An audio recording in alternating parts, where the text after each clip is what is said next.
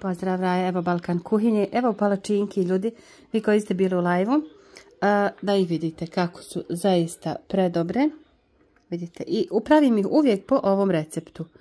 Budu stvarno mekahne, mirisne po vanilinom šećeru i stvarno su uvijek, nikada još nisam unazad nekoliko godina napravila da su mi nešto ono, da su, tako reći, da nisu ispale. Po ovom uvijek ispadnu baš perfektne. Eto, ja ću vam napisati recept ispod dole. Vidite kako se fino i rolaju. I jako su tanke. Eto, nadam se da ćete napraviti po ovom receptu. Ako pravite, pišite mi obavezno u komentarima. Ja ću ostaviti recept ispod videa. Tako, u videu neću govoriti, ali ispod videa je recept. Eto, lijep pozdrav od Balkan kuhinje. Ćao, čao.